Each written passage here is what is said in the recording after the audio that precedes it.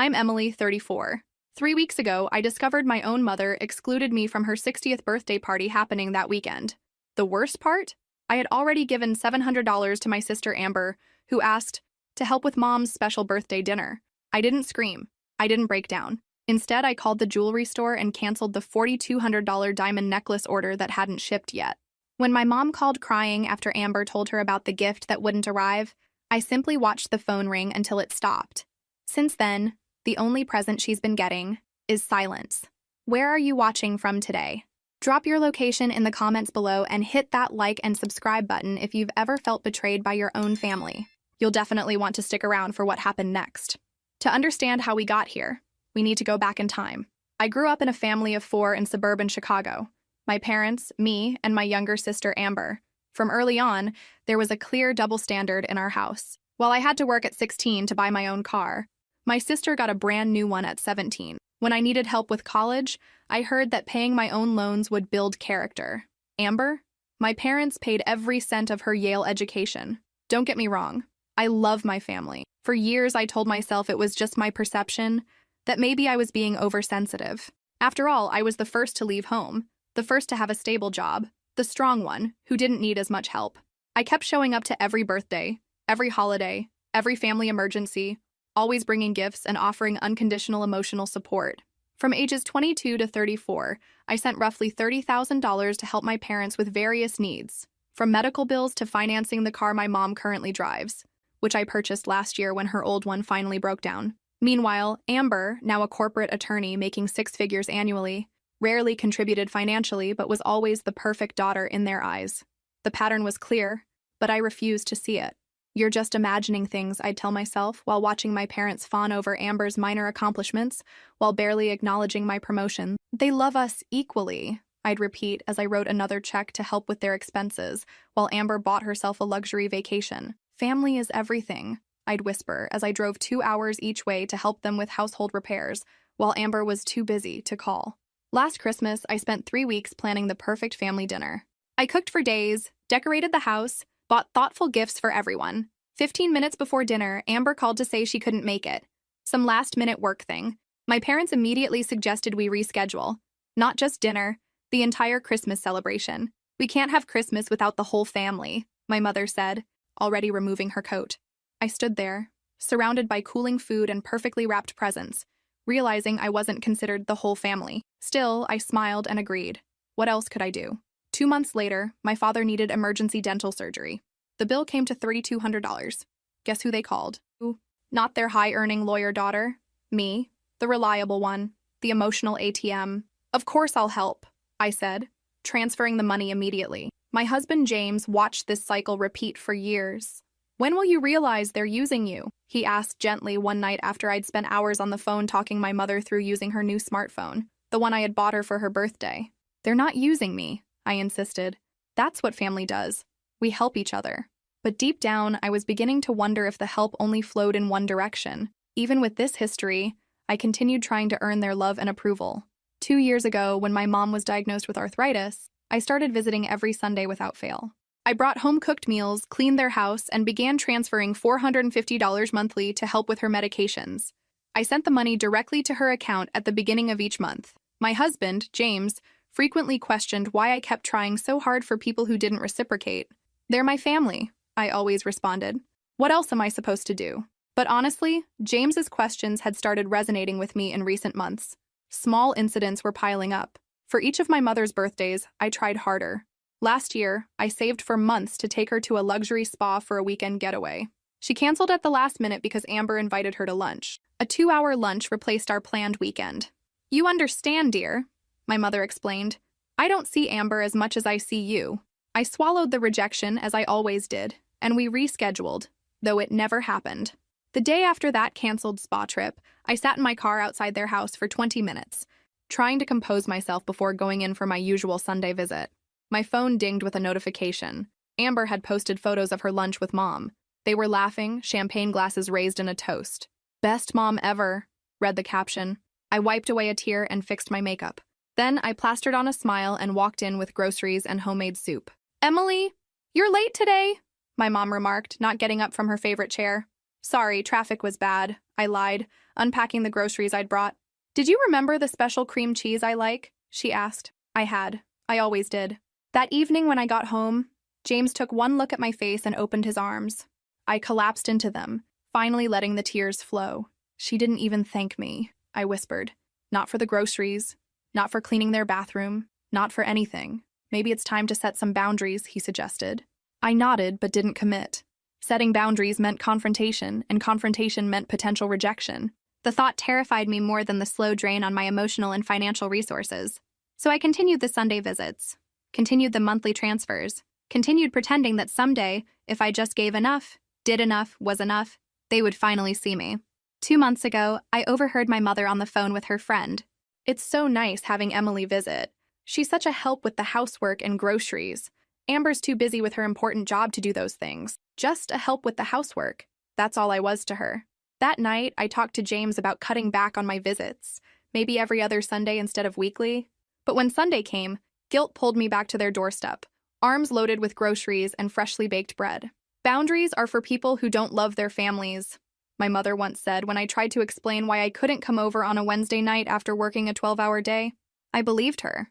But slowly, that belief was cracking. If you've ever been taken for granted by the people who should value you most, give this video a like. Trust me, what comes next will make your jaw drop. 3 weeks ago, during my Sunday visit, I noticed my parents were evasive about plans for Mom's upcoming 60th birthday the following weekend. When I directly asked how I could help with preparations, my mother smiled tensely and said, "Oh, we're not doing anything special. Maybe just a quiet family dinner." The next day at work, I received an accidental email from my Aunt Susan. "I'm so excited for your mom's surprise 60th birthday party next Saturday. Amber is organizing everything beautifully. See you there." The email clearly wasn't meant for me, as it was sent to a guest list from which my name was notably absent.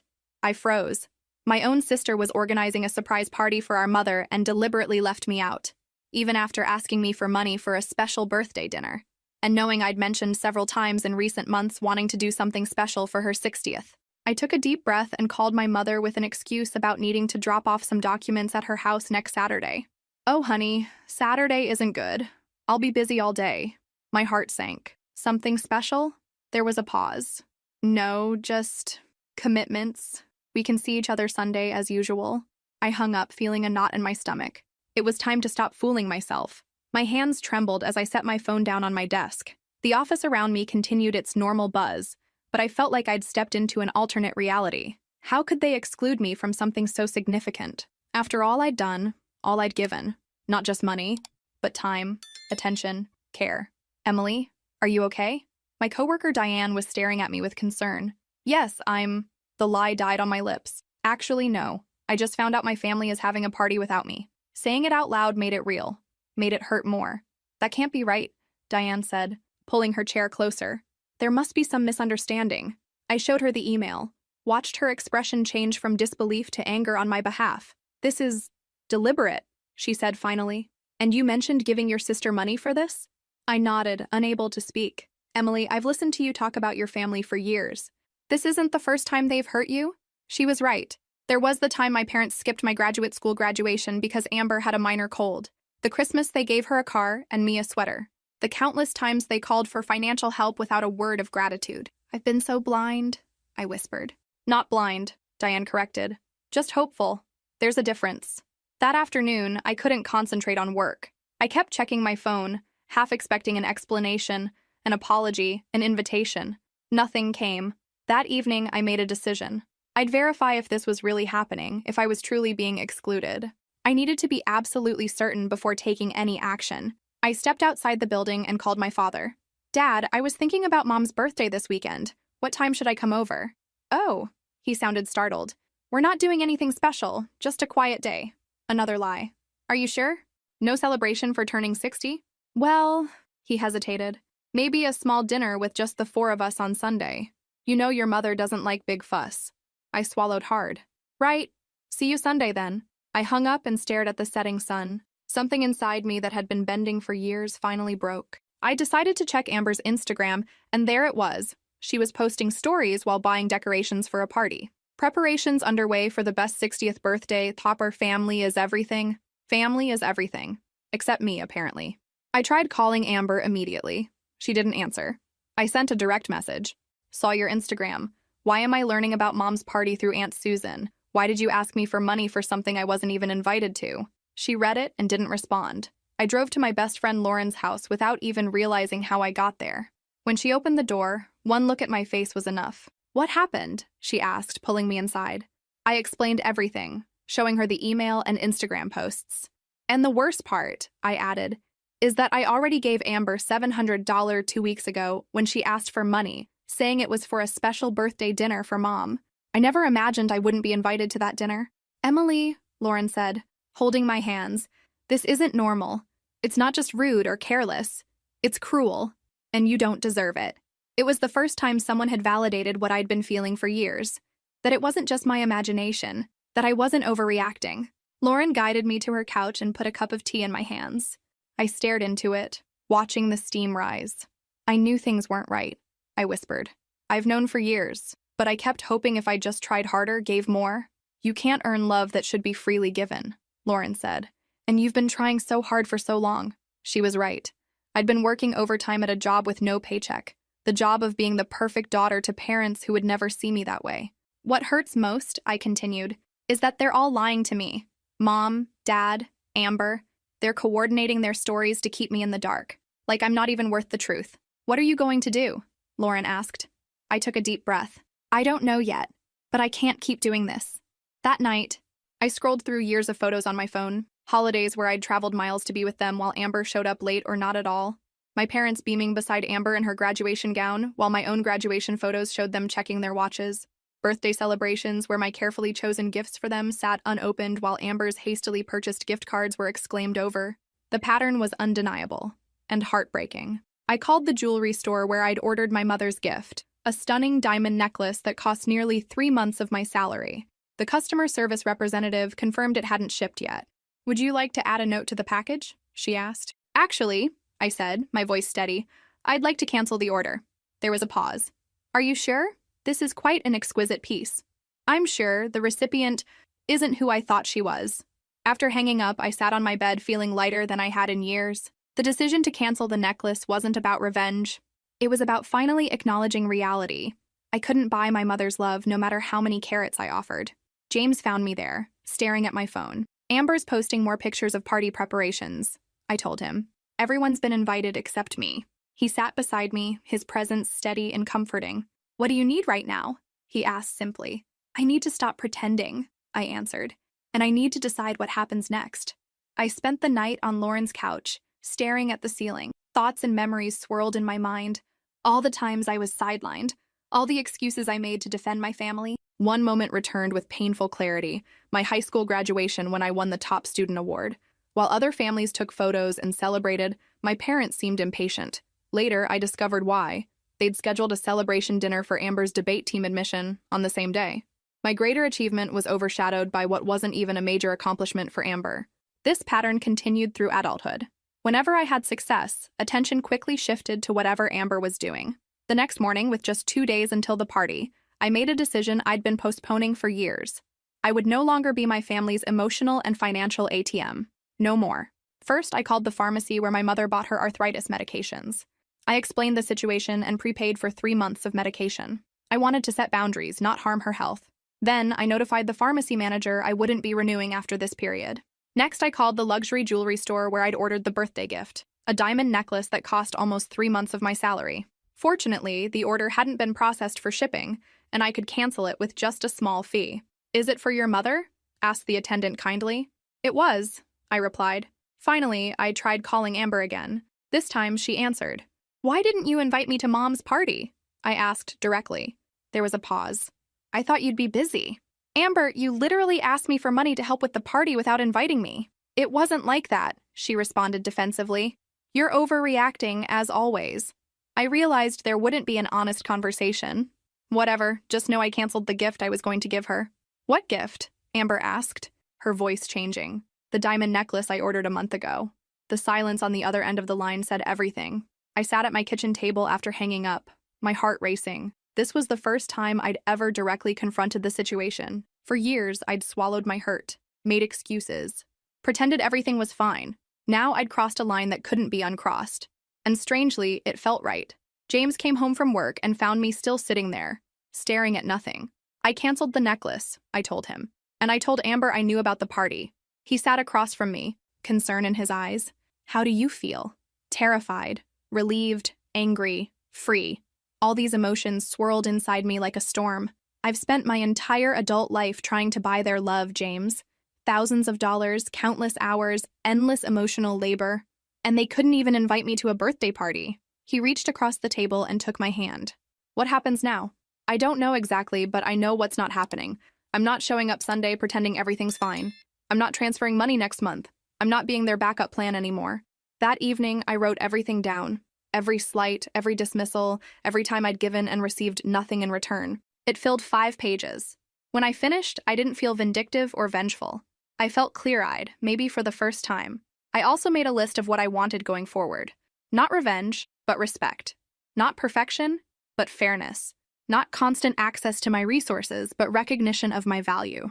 The next morning, I woke up feeling different, lighter somehow, despite the heaviness of the situation. I looked at myself in the mirror and saw someone I hadn't seen in a long time. The real Emily, not the perfect daughter always striving for approval that never came. Hello again, I whispered to my reflection.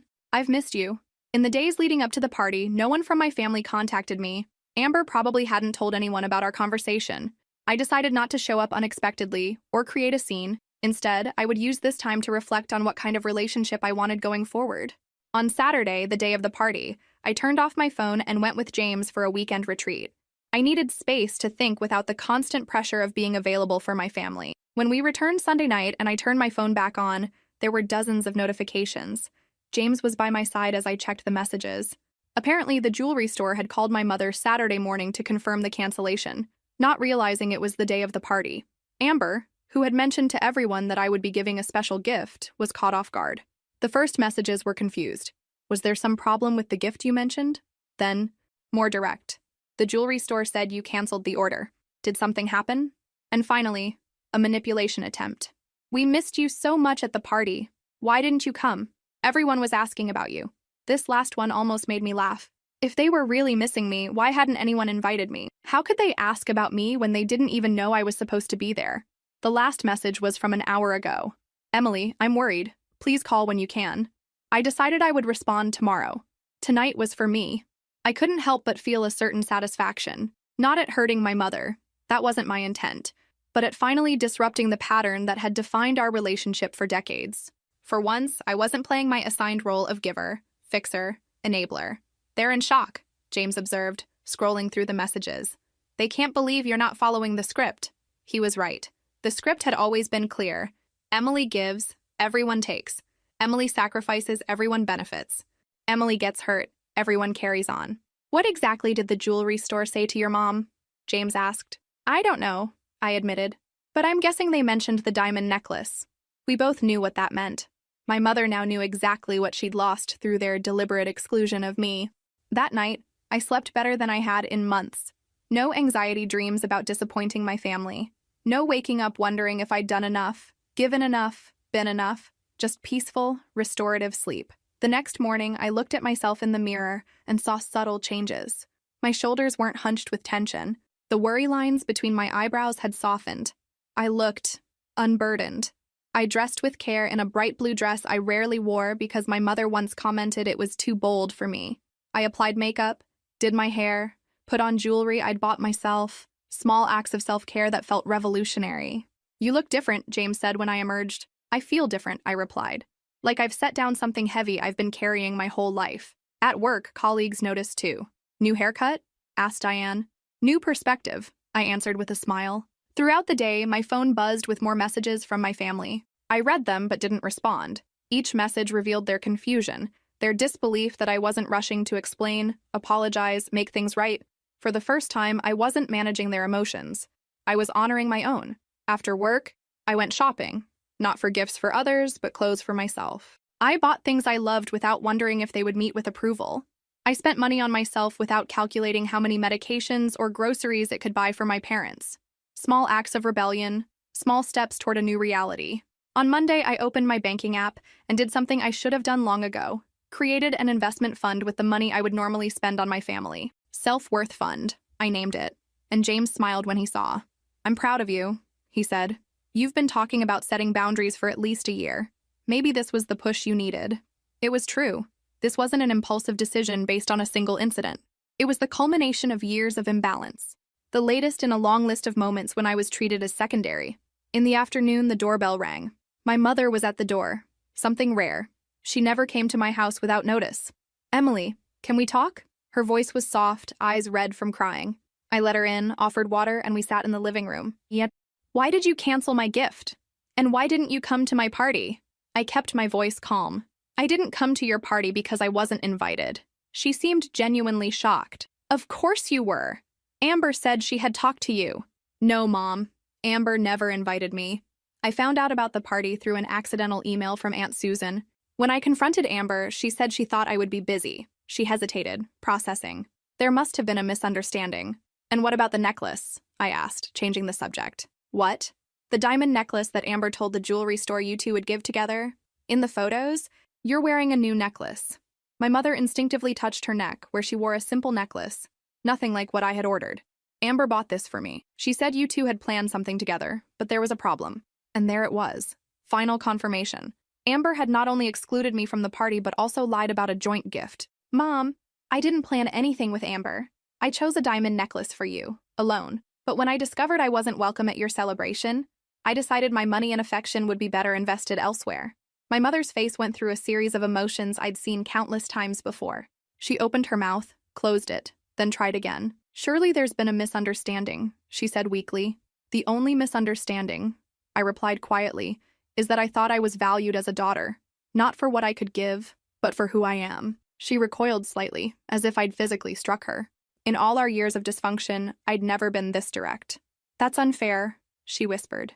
We've always loved you. Have you? I asked, my voice steady. Then why am I the only one who gives? Why am I excluded from family events?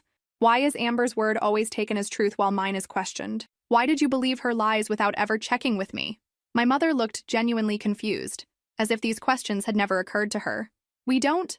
It's not, she stammered. It's okay, I said, feeling a strange calm. You don't have to answer now, but I need you to know something important. Things are changing. I've prepaid your medications for 3 months, but after that, I won't be continuing the payments. I won't be visiting every Sunday. I won't be your emergency fund anymore. Is this punishment for the party misunderstanding? She asked, her voice rising slightly. I shook my head. This isn't punishment, Mom. It's protection. For me. For years, I've given everything I have trying to earn a place in this family. I'm done trying. Either I'm valued for who I am, not what I give, or I need to step back. She looked stunned, as if seeing me for the first time. Maybe she was. I still love you, I said softly. That hasn't changed. But how I express that love is changing. I need to love myself too. My mother left shortly after, confusion and hurt evident in every line of her body. As I closed the door behind her, I felt no triumph, no vindication, just a quiet certainty that for once I had spoken my truth. During the week that followed, my phone didn't stop. My father outraged, demanding I apologize to my mother. Amber sending confusing messages, first denying she had lied, then accusing me of always wanting to be the center of attention. Aunts, uncles, cousins, all with opinions about how I was being dramatic and ungrateful. I only responded to one message, the one from my Aunt Susan. I'm proud of you for valuing yourself, she wrote. It's about time. On Friday, my mother showed up again, this time with my father. We've come for our house keys, he announced. I was confused for a moment, then understood. Years ago, they gave me a key for emergencies. I was the only family member who had one. Of course, I replied, taking my keyring. I removed not just their house key, but also the spare key to the car I had bought for my mother last year. I won't need this anymore either, I said, handing both keys over. You should give them to Amber. She's family after all. The expression on their faces was priceless. That car was a gift, my mother said quietly. You can't just take it back. I'm not taking it back. I'm returning the spare key I kept for emergencies. The car is still yours. Just like the love I feel for you is still real, even if it now comes with boundaries. My father's face reddened. After everything we've done for you, what exactly have you done for me? Dad? I interrupted, my voice still calm. I paid my own way through college. I bought my own first car. I built my career without connections or help. I purchased the car Mom drives. I've paid for medications, home repairs, emergency bills. We raised you, he sputtered. Yes, you did, and I'm grateful for that. But parenting doesn't entitle you to a lifetime of financial support and emotional servitude. They looked at each other, clearly unprepared for this version of me, the one who spoke truth instead of swallowing it. We should go, my mother said finally, pulling my father's arm. Emily is clearly not herself today. Actually, I replied, I'm more myself than I've been in years. After they left, I sat on my couch feeling strangely peaceful.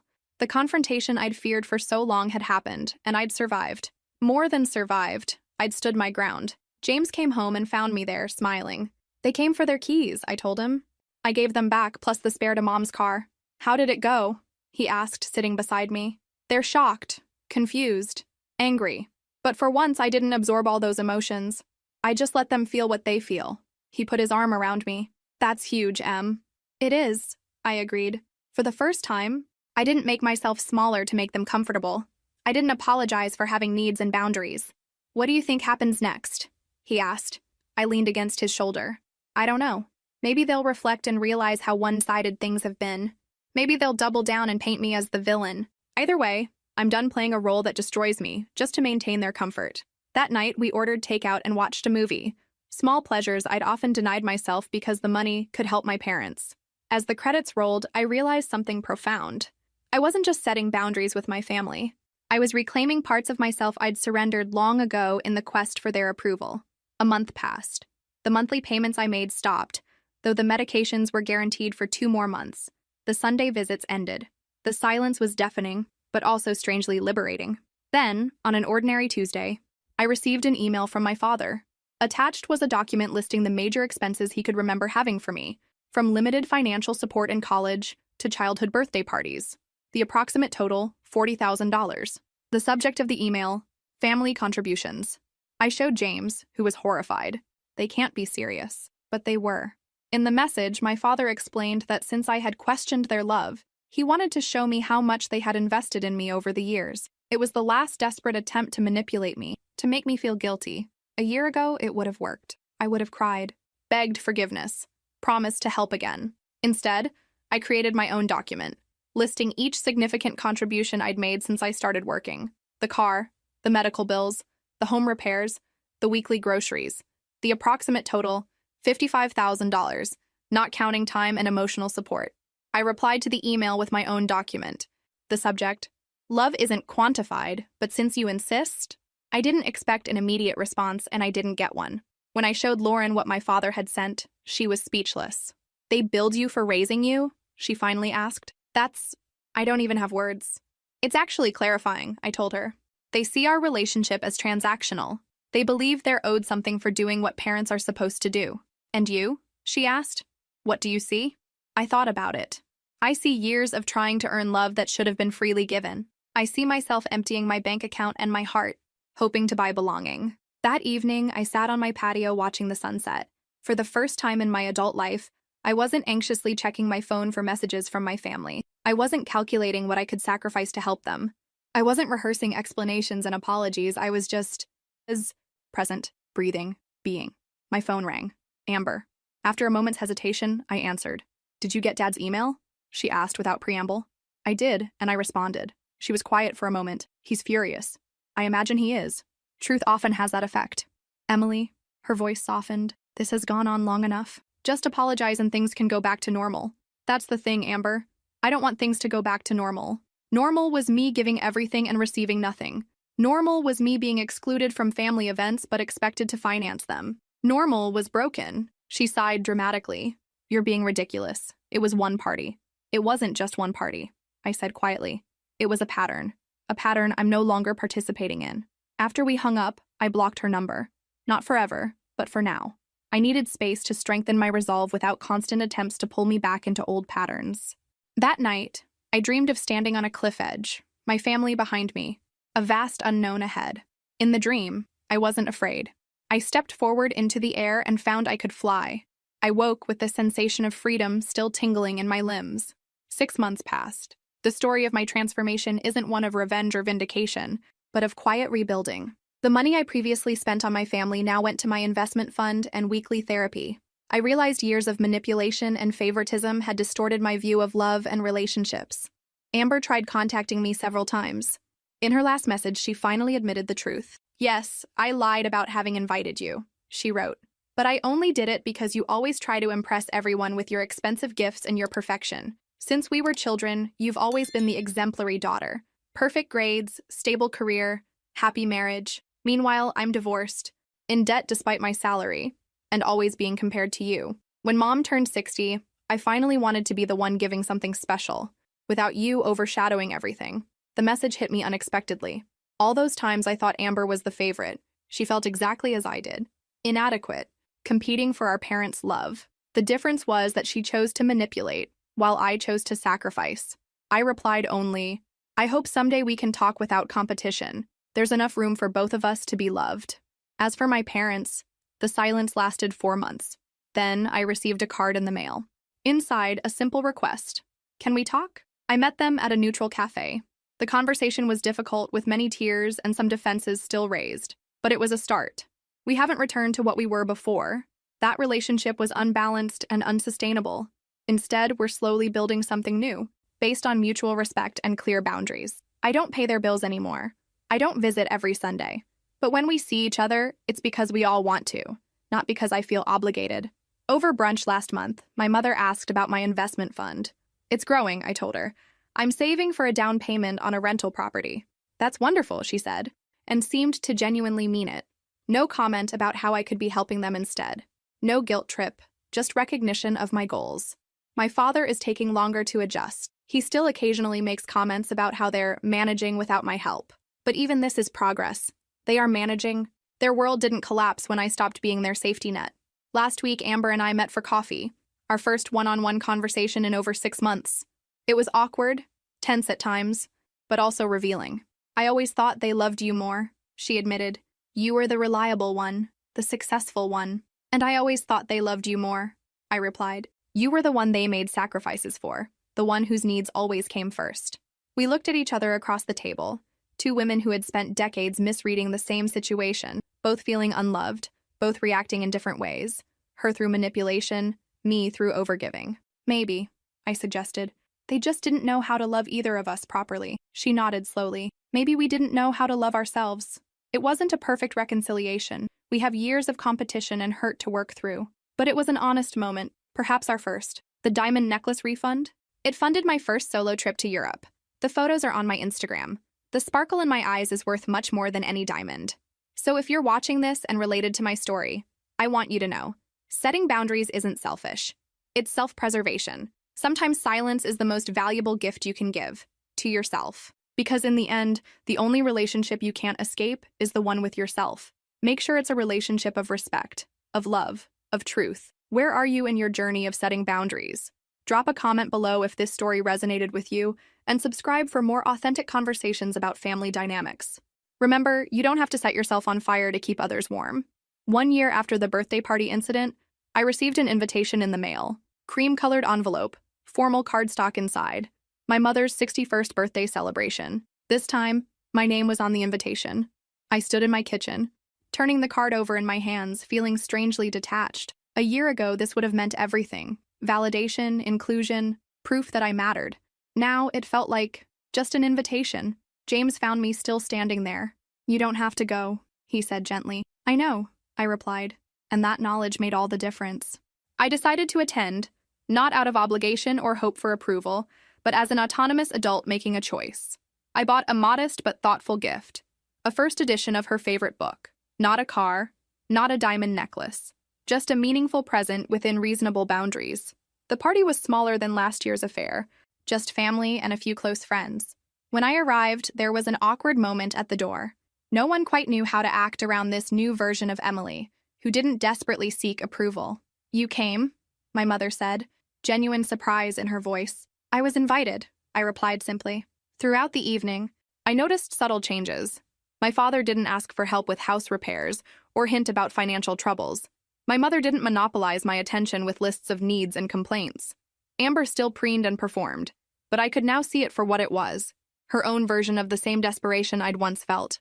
When it came time for gifts, I handed over my carefully wrapped package without grand announcements or expectations. My mother opened it, her eyes widening in recognition. "You remembered," she whispered, running her fingers over the book's worn cover. "Of course," I said. "I listen when you talk." Something passed between us then, a moment of genuine connection, untainted by manipulation or unmet expectations. Later, as I was helping clean up, by choice, not obligation, my father approached. "That investment fund," he said awkwardly. "How's it doing?" "Very well," I replied. "I'm looking at properties next month?" He nodded, seeming to struggle with what to say next. "I've been thinking about what you said, about transactions versus relationships." I waited, giving him space to continue. "Your mother and we didn't have good examples. My father kept score of every penny. Her parents used affection as currency." He looked down at the plate in his hands. "Maybe we've been doing the same without realizing it." It wasn't an apology, not exactly, but it was more self-awareness than I'd ever heard from him. "Awareness is the first step," I said. As I was leaving, my mother walked me to my car. "Next Sunday," she said hesitantly, "would you like to come for dinner?" "Not because you have to. Just, if you want to." I considered it. "I can't do every Sunday anymore. But perhaps once a month?" She nodded, accepting the boundary without argument. Another small victory. Driving home, I realized something profound. I no longer needed them to change to be okay. I'd changed. I'd built a life centered on self-respect rather than external validation. Their evolution, if it continued, was welcome but not necessary for my well-being. That night, I added another entry to the journal I'd been keeping throughout this journey. Today, I sat at a table with the people who hurt me most, and I felt neither the desperate need for their approval nor the burning desire to hurt them back. I just felt myself, present, whole. This is what healing looks like. Not perfect relationships, but perfect clarity about your own worth. The next morning, I received a text from Amber. "Can we talk?" "Really talk?" I responded with a time and place. The work of rebuilding, or perhaps building for the first time, healthy family relationships would be long and uncertain. Some days would be steps forward, others steps back. But for the first time, I was entering this process as an equal, not a supplicant desperate for scraps of affection. James noticed the change in me immediately when I told him about the party. "You're talking about them differently," he observed. "More objectively." He was right. I could now see my family as flawed people with their own wounds and patterns, not as gods with the power to determine my worth. "I'm finally seeing them clearly," I replied. "And myself, too." Today, 2 years after that fateful birthday party exclusion, my life has transformed completely. The self-worth fund grew into a down payment on my first investment property. My weekly therapy sessions have decreased to monthly check-ins. The emotional freedom I've found has translated to professional confidence. I received a promotion I wouldn't have even applied for in my previous people-pleasing life. My relationship with my family has found a new equilibrium. Not perfect, not always easy, but authentically ours.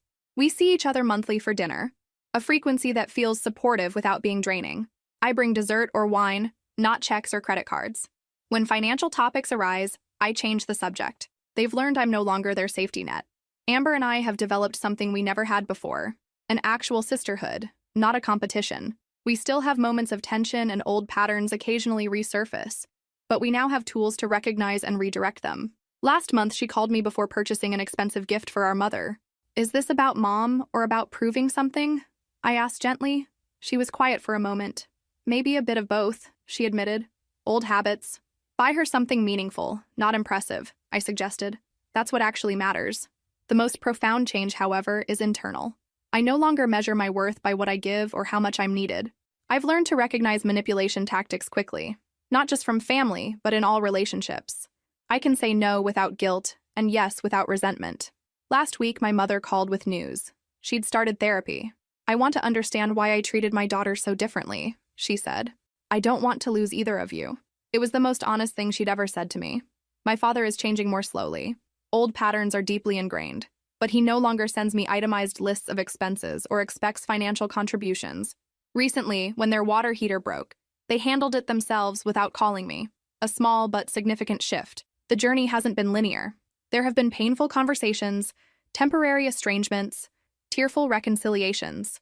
The difference is that I now engage from a place of strength, not desperation. To the person watching who recognizes themselves in my story, the reliable one, the emotional ATM, the perpetual giver seeking approval that never comes, I want you to know something important. You don't have to set yourself on fire to keep others warm. Your worth isn't measured by what you provide.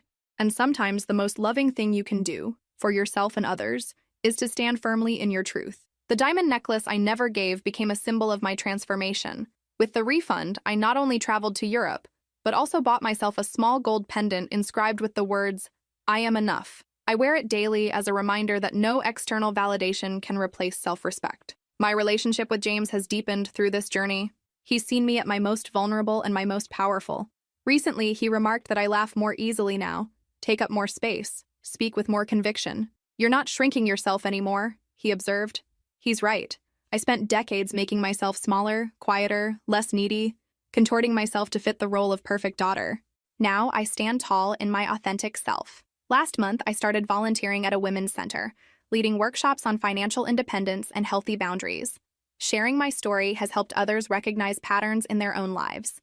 The circle of healing expands beyond just me. Amber attended one of these workshops, a surprise that moved me deeply. Afterward, she hugged me and whispered, "I'm sorry it took me so long to see what was happening to both of us. The path forward isn't perfect. Old patterns sometimes resurface. Holidays can still be challenging. But now I navigate these waters with clarity and strength, no longer desperate for validation I couldn't earn." If this story resonated with you, please like and subscribe. Drop a comment sharing your own boundary-setting journey. Remember, sometimes the greatest gift you can give yourself is the courage to say, "This is who I am. This is what I need. This is what I will accept." And that diamond necklace? I've never regretted canceling it. The sparkle of self-respect shines far brighter than any gem.